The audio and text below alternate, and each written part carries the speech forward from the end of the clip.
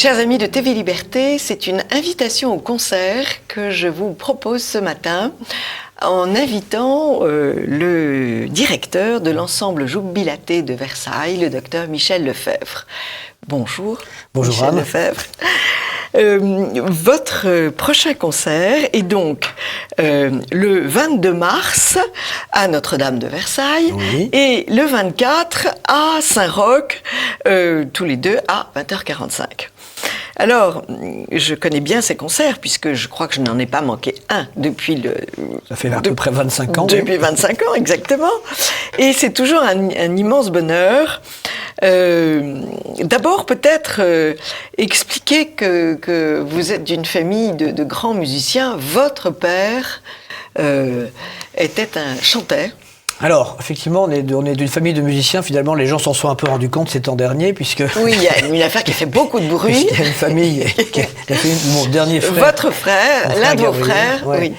Qui a effectivement fait la une de pas mal d'émissions et de journaux en chantant en famille, ce qui est un très joli témoignage sur et qui a remporté ce prix voilà. énorme et tout à fait étonnant, parce que on n'a pas l'habitude de voir une famille chantant des chants en latin et sa foi en Dieu récompensée à la télévision. Donc ça a été une heureuse surprise. Oui, et c'est en même temps un témoignage de la réalité de notre pays.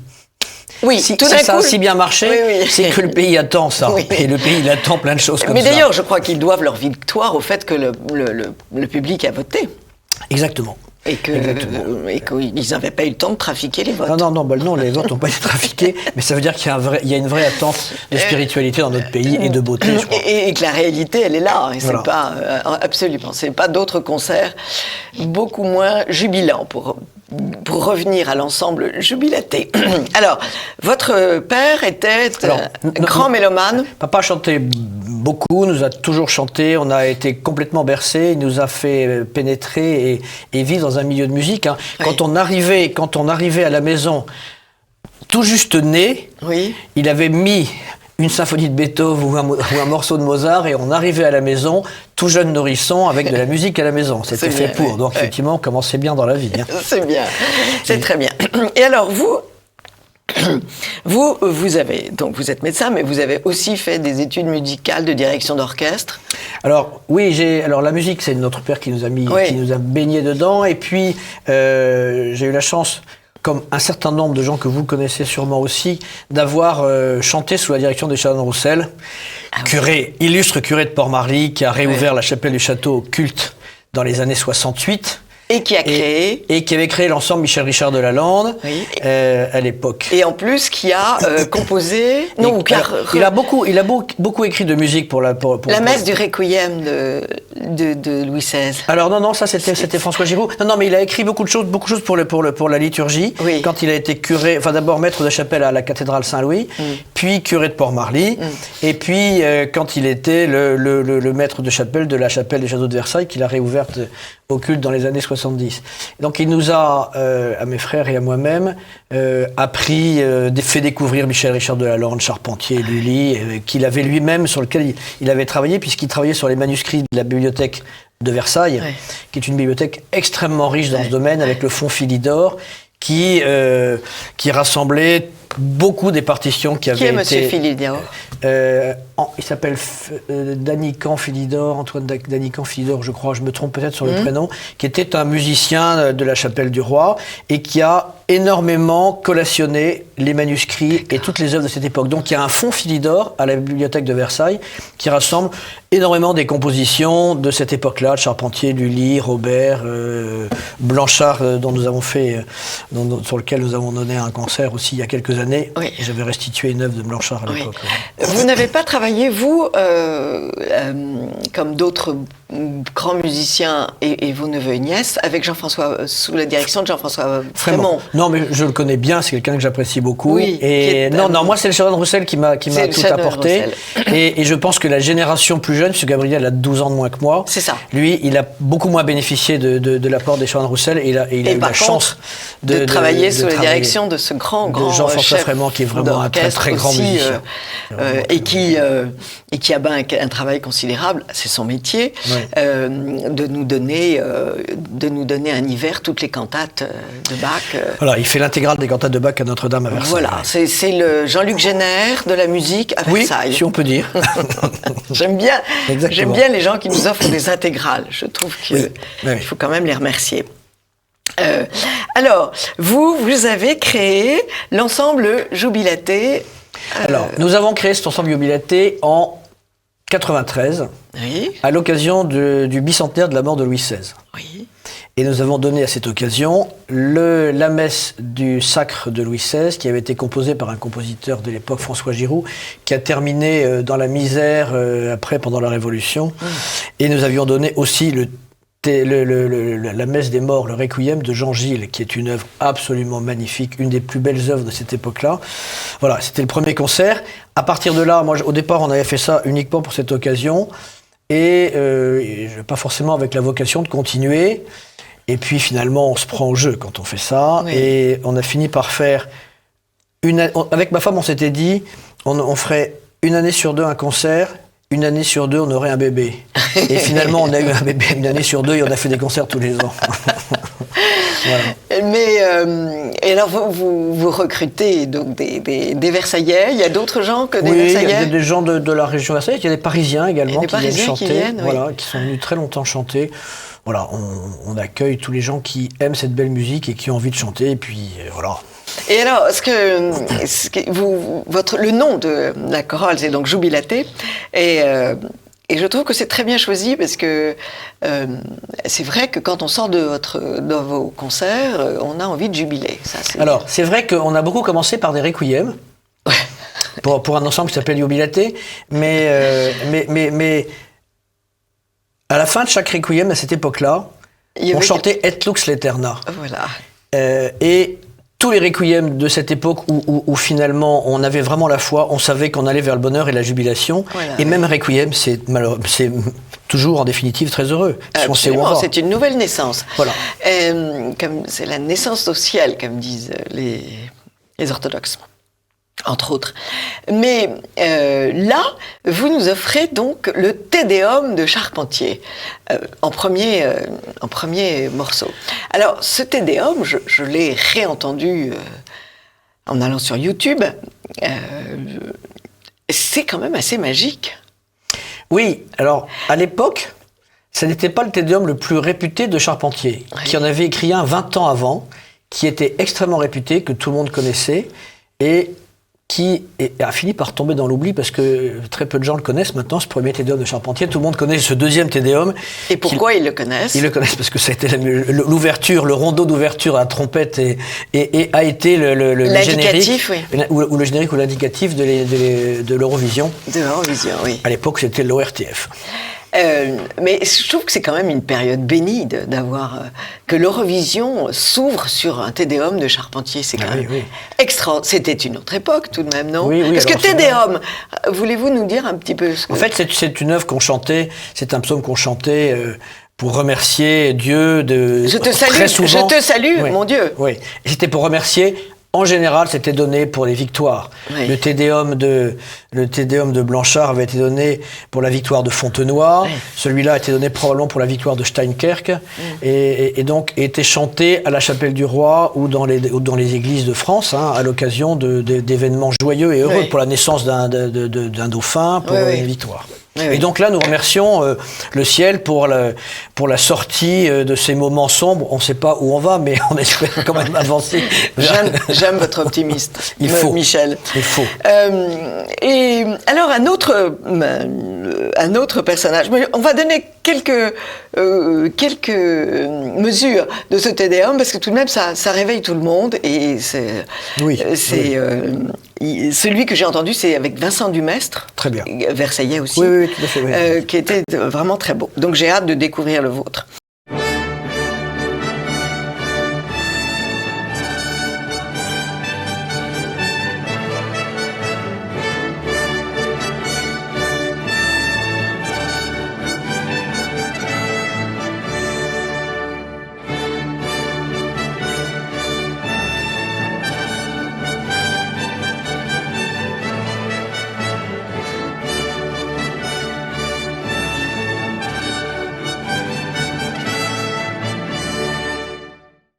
Alors, Mondonville.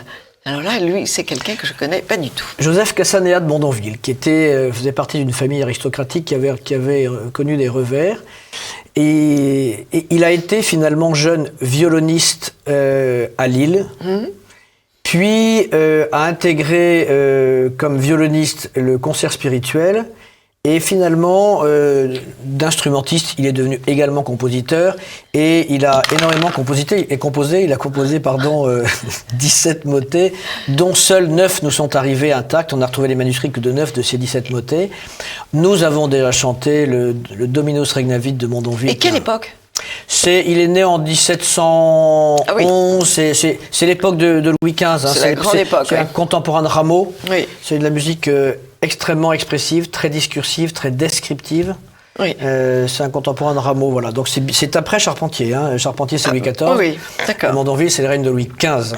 Et alors, le troisième compositeur, c'est Hainichen. Ça, j'avais jamais entendu parler de lui. Johann David Hainichen, qui est un tout petit peu, qui est né en 1689 ou dans ces eaux-là, qui a composé, qui est en Allemagne, qui a composé énormément de choses, qui a été redécouvert par Reinhard Goebbels il y a une vingtaine d'années.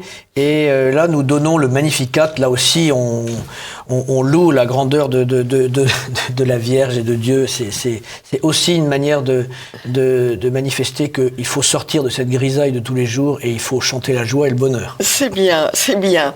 Et alors, deux solistes parmi d'autres, ou ce sont les deux seuls solistes? Non, il y a même 5 solistes. 5 solistes, oui. Et donc, nous avons... c'était pas très compliqué de faire signe à mes neveux et nièces, Blanche et Gaël, qui font partie de cette fameuse famille. Alors, Blanche Lefebvre, qui est une soprane jeune, elle a 22 ans, je 22 crois. ans, Comme ça. qui a une voix absolument magnifique, et on va l'entendre. Son frère, Gaël, alors lui, il a une voix... Alors, il a la possibilité de chanter de deux manières. Il a soit une voix de baryton... Voilà, soit il chante en haute contre ou en ténor à la française, mais c'est plutôt haute contre, c'est-à-dire alto masculin. Et c'est dans ce registre qu'il va chanter, parce qu'il chantera les airs d'alto avec une voix que je trouve assez exceptionnelle également. Il a une voix étonnante, oui, absolument étonnante. Et là, on va les entendre dans un duo. On va illustrer l'émission avec un duo. Un duo qui est tiré du Stabat Mater de Pergolèse. Voilà.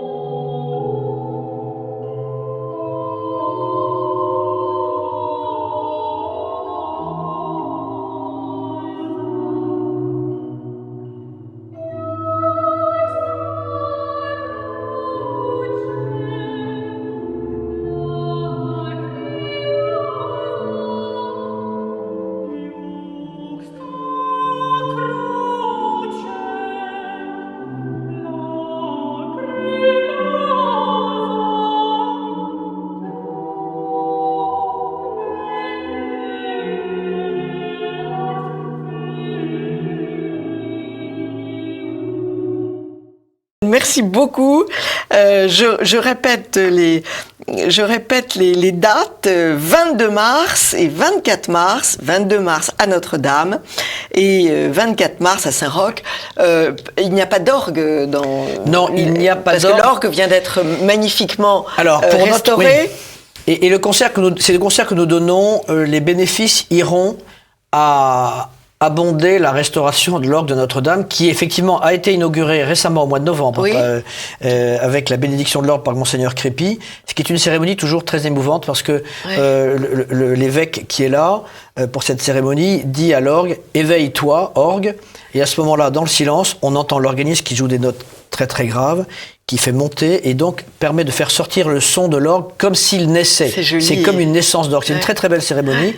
Et donc cet orgue n'est pas encore complètement, la restauration n'est pas complètement payée. Et donc ce concert, le bénéfice ira à ce. C'est encore une belle action. Voilà. Mais pourquoi est-ce qu'on n'entend pas cet orgue dans les célébrations alors, le si dimanche? Maintenant, alors tout dépend du type de célébration ou de messe. Enfin, je suis allée à une première communion. Oui. Je n'ai pas eu d'orgue à la fin. Je me suis dit quand même, c'est dommage. Le curé n'est pas toujours un immense admirateur de l'orgue, admirateur de la musique. Pourtant, pourtant, il faut reconnaître que c'est quand même lui qui a demandé la restauration de cet orgue. Mais je crois qu'on sous-utilise souvent ce type d'instrument. C'est un orgue superbe qui a été construit au XVIIe siècle par Clicquot. Il y a un organiste. Ah oui, Jean-François Frémont est Jean-François Frémont, oui, tout à fait. Voilà, moi je voulais entendre Jean-François Frémont. Ça sera pour une autre fois. Michel Lefebvre, docteur Michel Lefebvre, merci beaucoup de consacrer tant de temps dans une activité qui est tout de même déjà bien pleine, de trouver le temps et vous avez de diriger un orchestre. Vous avez suffisamment de chanteurs ou vous recrutez toujours? Non, je ne recrute pas forcément. On est une cinquantaine cette année. Oui. Et c'est bien. C'est bien comme ça. Bravo. Et merci Michel Lefebvre. Beaucoup, Anne. Et nous serons présents à Versailles. J'y compte bien. Chers amis de TV Liberté, rendez-vous au concert. Merci beaucoup. À vous. Bientôt Michel Lefebvre. Merci, au revoir Anne.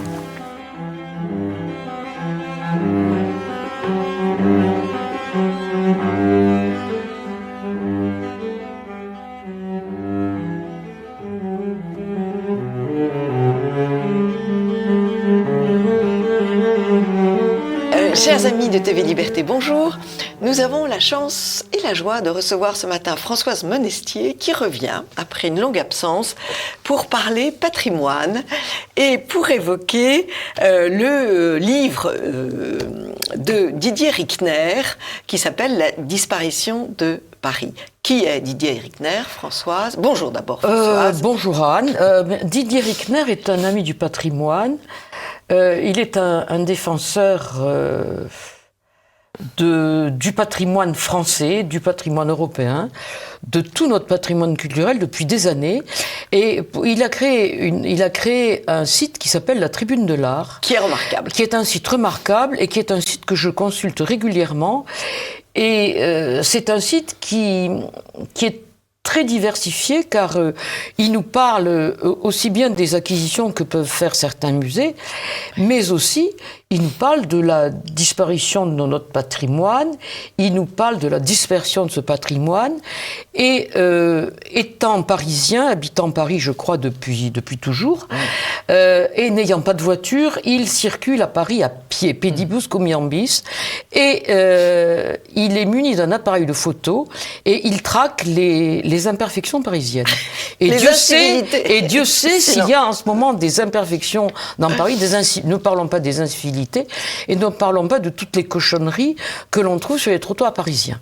Alors, il y a donc la Tribune de l'Art qui est absolument remarquable. Je pense qu'il ne sait pas tout ce qu'il raconte, mais il cherche et il trouve. Oui. Il est tout à fait étonnant. Il est remarquable, et pardon de vous couper, et je crois qu'aussi il a autour de lui une équipe extraordinaire qui hante les salles des ventes, qui hante les musées, et équipe grâce à laquelle je pense qu'il possède un des sites les plus remarquables en France en ce moment. Absolument. Sa tribune sur la modernisation des chapelles latérales de Notre-Dame était remarquable.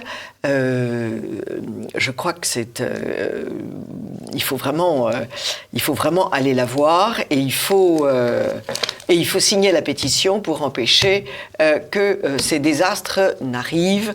C'est une pétition qui est sur le blog d'annebrassier.fr. Et puis un autre scandale, mais ça on va en parler après. Ah oui, il y a le scandale de Notre-Dame le scandale de la taxation des travaux, de l'occupation du sol par les échafaudages.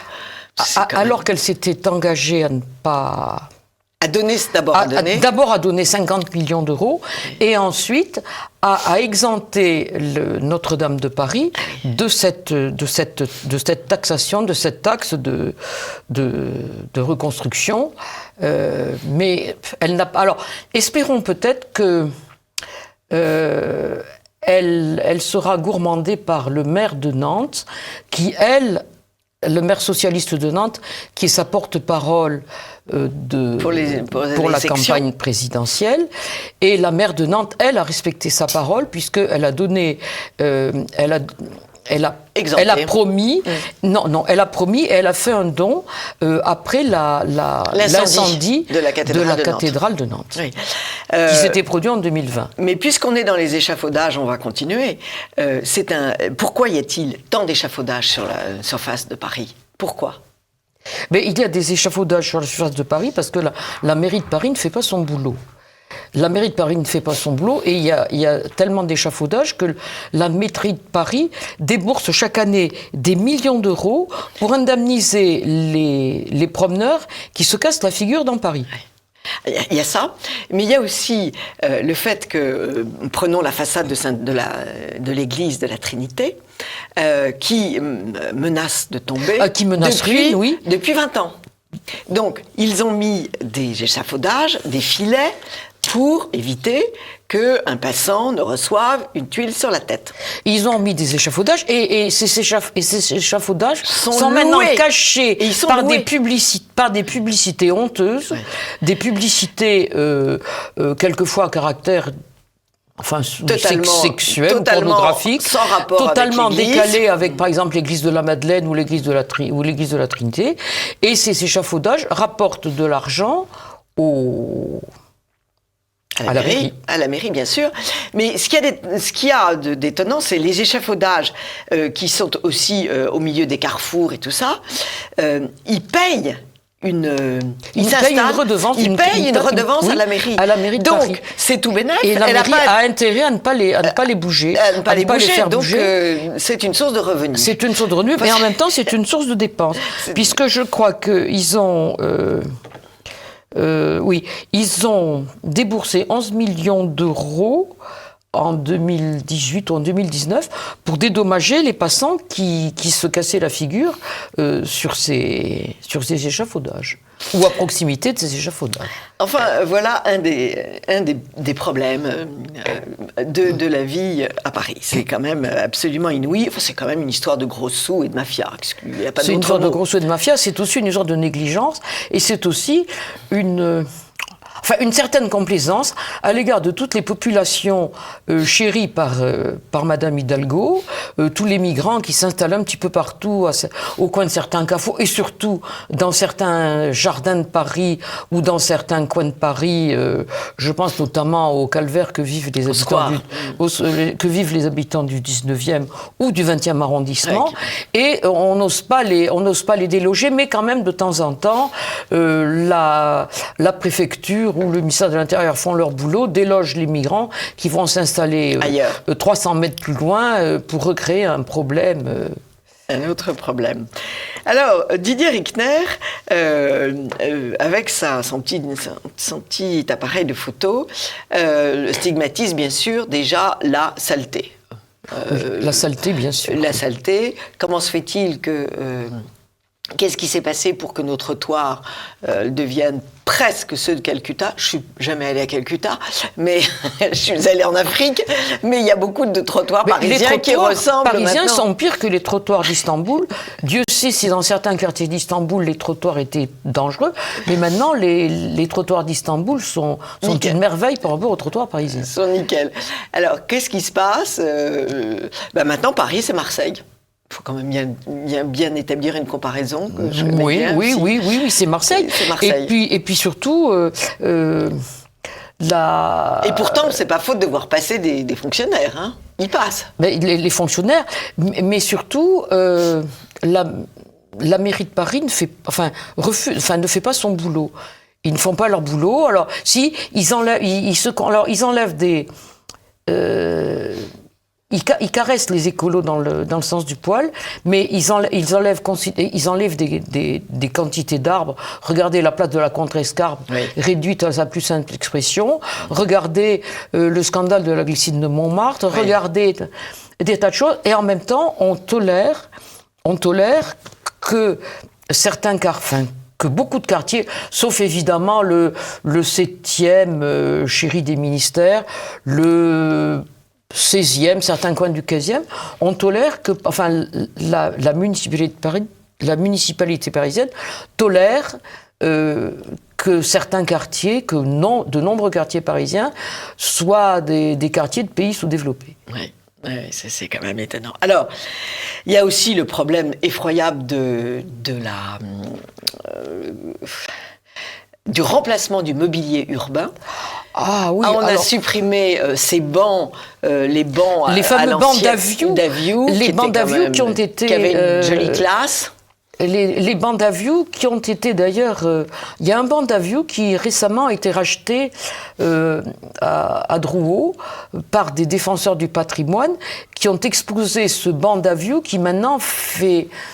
Enfin, c'est extraordinaire, on ne voit plus. Et les bancs d'Aviou ont été remplacés par des bancs qui n'ont pas de dossier, par des bancs sans dossier, oui, mais ça, vous savez pourquoi ? Sans appui. Vous savez pourquoi ? C'est pour que les gens ne dorment plus dessus, je crois. C'est ça, oui. Ce qui n'empêche pas les gens de s'étaler. Bien sûr.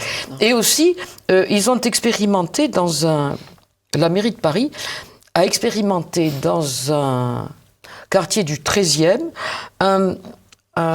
ils avaient appelé ça un banc en pierre rafraîchissant.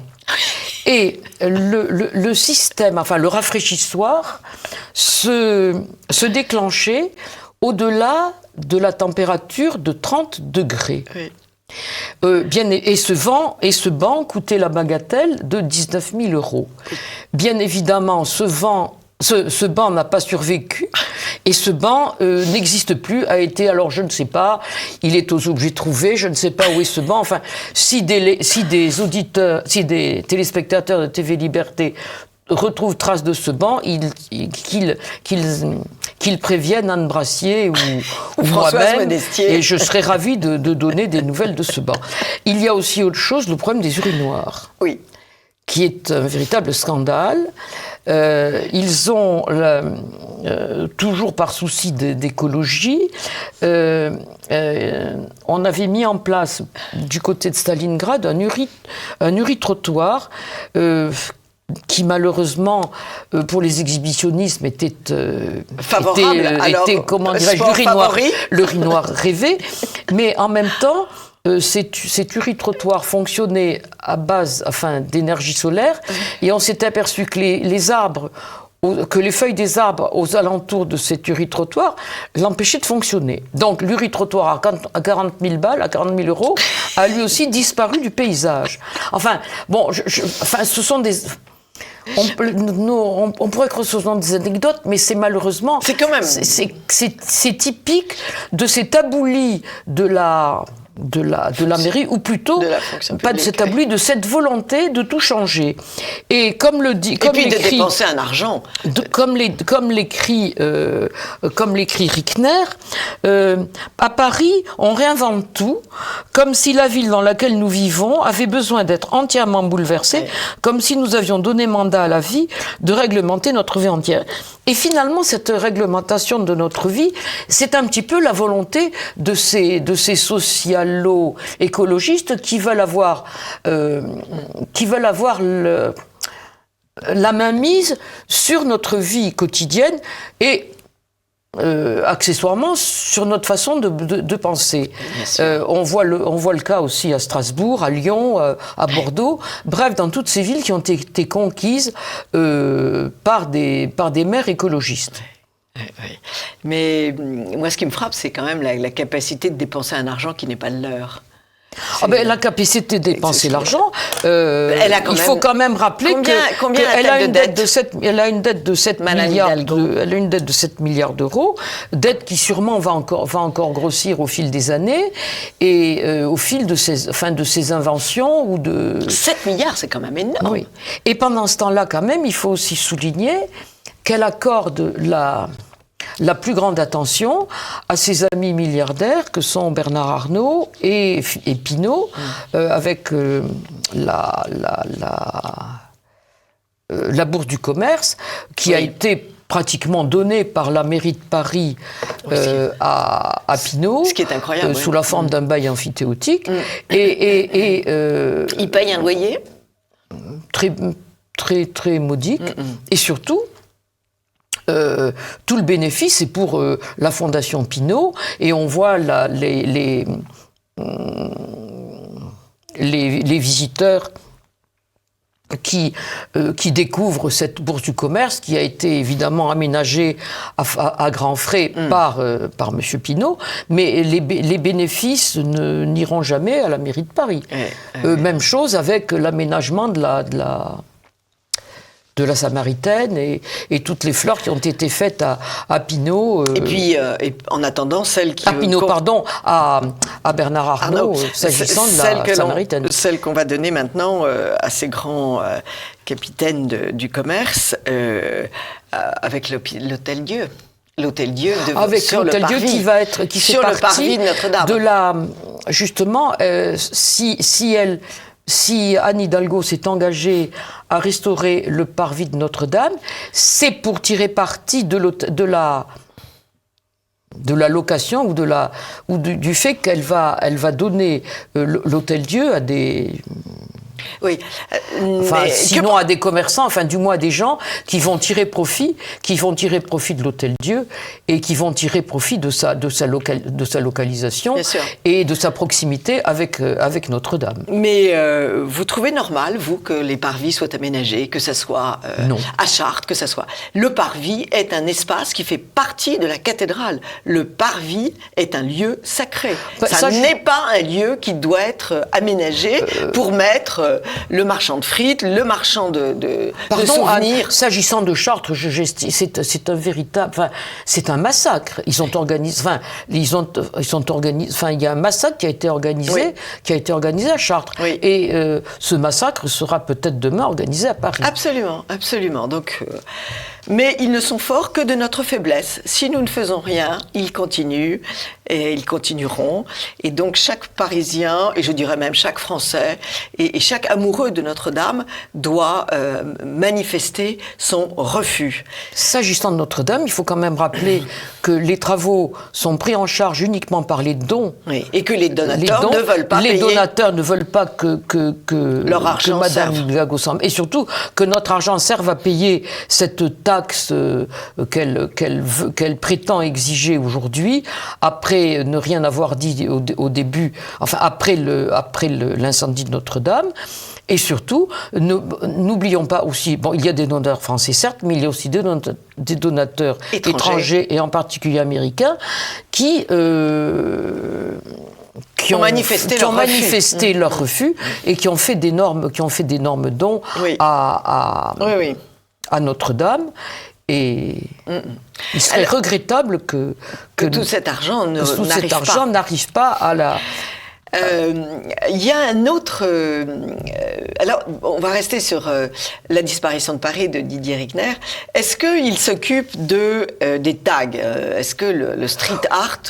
Oui, le street art, il s'est occupé des tags, et surtout, il s'est occupé en particulier de tags qui avaient paru...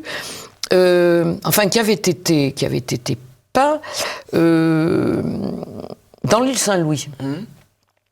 Mais malheureusement, ces tags ont été recouverts par la mairie et ils ont été recouverts de manière tellement grossière que c'est maintenant pire qu'avant. Mais il ne faut pas oublier que Madame Hidalgo considère que le street art, que l'art de la rue, parce que parlons français, fait partie des arts. Donc il ne faut pas s'étonner que l'on trouve tous les graffitis possibles, imaginables, dans toutes les langues imaginaires et dans différents coins de Paris, qu'il s'agisse du 19e, du 20e arrondissement. Absolument, partout. À Montmartre, quand vous prenez le funiculaire, Oui. vous avez une série de tags, alors dont certains sont très beaux parce qu'il y a des grands dessinateurs et il y a des grands dessinateurs dans ces. Oui, mais là taggers. je parle de tags qui sont faits par des. Bien sûr. Par des traînes patins. Moi, ce que je préférerais qu'il y ait des panneaux. Il y a des panneaux pour la publicité. J'aimerais qu'il y ait des panneaux pour les taggers, mais on n'écrit pas sur les murs. On n'écrit pas sur les murs, mais sur les murs des immeubles, sur les murs des maisons, partout, sur les murs partout. Des églises, tout. Partout. Jusqu'à Venise, vous le savez bien. Jusqu'à Venise. Oui, jusqu'à Venise. Oui, mais je crois qu'à Venise, ils ont quand même. Ils ont réagi. Ils ont réagi. Alors que nous, enfin, si. Beaucoup de Parisiens réagissent, et puis surtout Didier Techner. Je pense que son livre, qui, je tiens à le préciser, a été édité par les Belles Lettres, oui. donc par donc par les éditions Guillaume Budet, oui. Et les éditions des Belles Lettres qui font un travail remarquable. Et ce livre ne coûte que, oui. Il coûte 19 €. Oui, oui. Donc je pense que tout. Et il y a des photos. Et il y a des photos prises par l'auteur, oui. Mais je pense que tout ami du patrimoine devrait avoir ce livre dans sa bibliothèque. Tout ami parisien ou non devrait avoir ce livre dans sa bibliothèque. C'est une source inépuisable de renseignements et on devrait même l'avoir. C'est pratiquement un livre il a le format d'un livre de poche, donc on peut se promener dans Paris avec ce livre dans sa poche et constater. Oui. Des visus, la réalité de ce qu'il avance et de ce qu'il dit. Et est-ce qu'il parle, je préviens les téléspectateurs que je n'ai pas lu le livre, il vient de sortir, et comme Françoise Monestier, qui tient la chronique patrimoine dans Présent, l'avait traité, je me suis dit, on fonce. Merci. Et est-ce que notre ami Rickner il a quand même un petit défaut, c'est qu'il ne serait pas venu à TV Liberté. Non, il ne serait pas venu à TV Liberté. Et il n'aurait pas accordé un entretien à Présent. Voilà, donc recevoir finalement Françoise Monestier est bien plus agréable pour moi. Est-ce qu'il s'occupe aussi des photos sur les grilles ?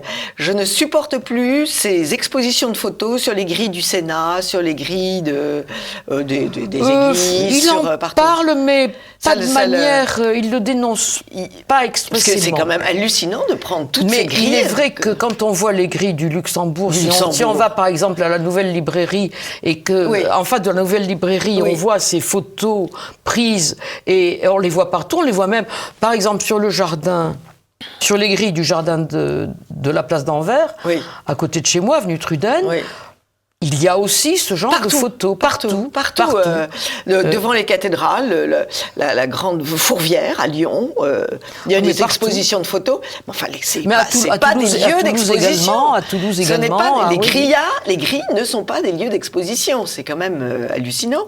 Tout ça probablement pour faire du blé. Mais tout ça pour faire, je pense, oui. Alors, je ne peux pas, on ne peut pas l'avancer de manière sûre, mais je pense que c'est pour faire du blé. Alors, autre source de revenus considérable, la publicité. Vous l'avez dit, donc la publicité sur les édifices religieux. Mais aussi, on l'avait vu, sur l'hôtel de la Marine. On a vu des panneaux publicitaires partout dans Paris. Dans des lieux quand même, des hauts lieux du patrimoine. Et des panneaux publicitaires qui sont, j'allais dire... sans aucun rapport avec... Sans aucun rapport. J'allais dire téléguidés, oui, mais qui ont un rapport avec le fric. Bien sûr. C'est-à-dire avec ou la haute couture, ou les bijoux, ou les chaussures, ou les baskets. Enfin, tout ce qui peut faire du fric, et tout ce qui rapporte... Enfin, toutes les industries de luxe. Toutes les industries de luxe, absolument. Ce qui, à mon avis... ce qui, je trouve actuellement... Et peut-être une insulte aux Parisiens moyens quand on voit qui ne s'offre pas une basket à 200 €. Une paire de baskets, non, à 2000 €, comme c'est le cas pour certaines baskets ou certains bijoux. Mais je crois que c'est une insulte. Et je crois que le bon goût conviendrait de faire autrement. Absolument, absolument. Il y a quelque chose je vais souvent à la gare de Lyon, et je peux plus supporter les grands panneaux. La gare de Lyon, c'est quand même un lieu magnifique, cette architecture à la Eiffel. Mais toute la perspective est barrée par d'énormes publicités qui pendent. C'est quand même... Oui, alors est-ce que les publicités de la gare de Lyon vont à la SNCF? Est-ce que Mystère et Boule de Gomme? Absolument. Même chose pour la gare de... Toutes les gares. Du Nord, la toutes gare les de gares. l'Est. Enfin. Oui, toutes les gares. Les gares de Paris qui sont une richesse. Oui, Je pense à la gare de l'Est qui est magnifique. Absolument. Et toutes ces gares qui ont été construites à la fin du 19e et qui étaient par exemple une source de ravissement pour le piéton de Paris, pour Léon-Paul Fargue, qui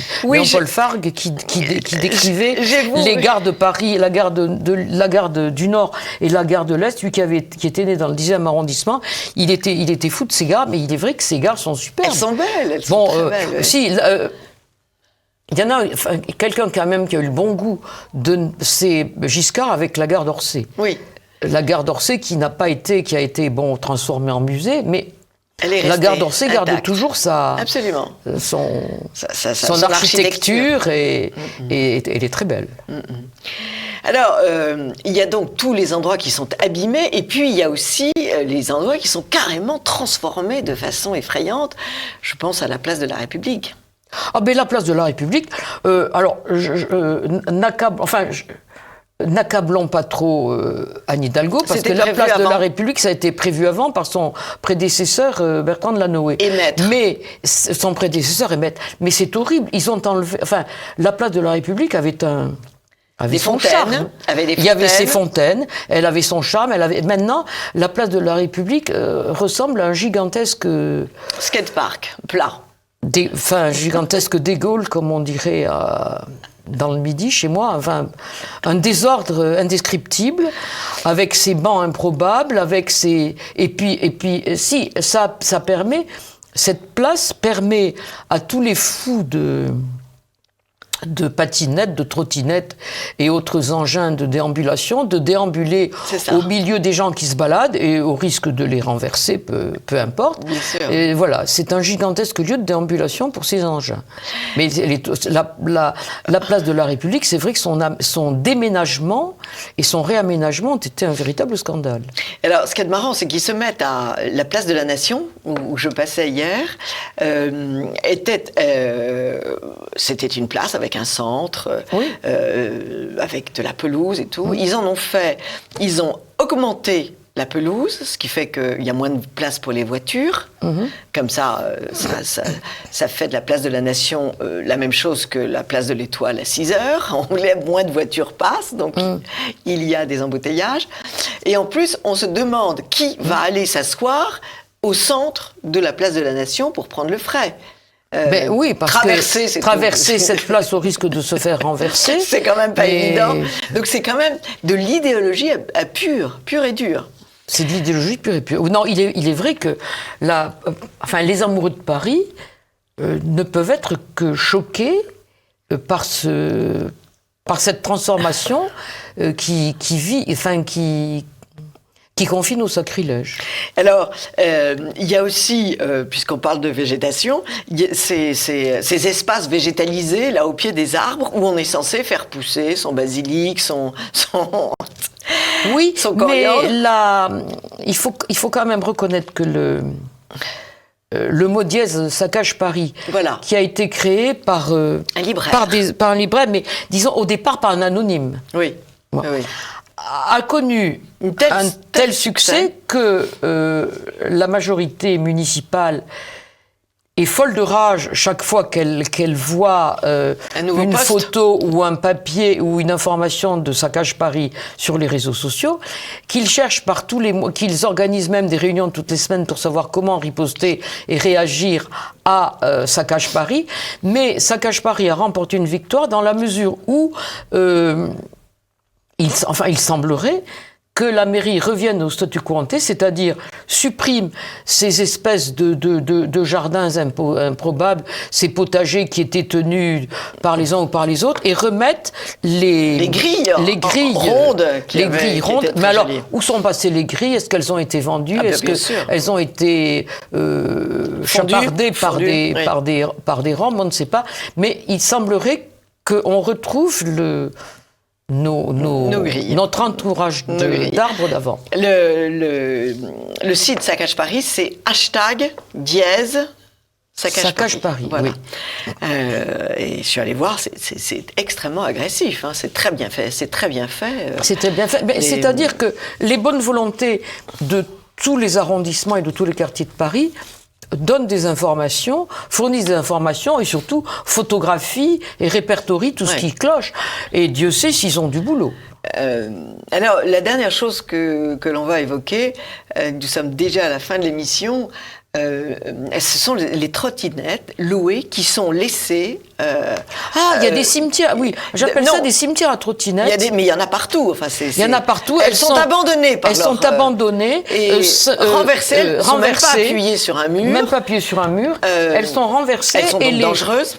Et les gens qui veulent récupérer une trottinette sont obligés de plonger au milieu d'un véritable caravansérail de trottinettes pour en extirper une. Et non, mais ces trottinettes sont surtout dangereuses pour le Pékin moyen qui. Ah oui, c'est sûr. Parce non, c'est sûr. Entre la trottinette, la bicyclette qui va à fond de train et la moto, marcher dans Paris, ça devient... Et la trottinette aux mains d'un couple on voit souvent des couples ou même des gens, enfin des adultes avec des enfants derrière qui se baladent. C'est très dangereux parce que je plains les automobilistes.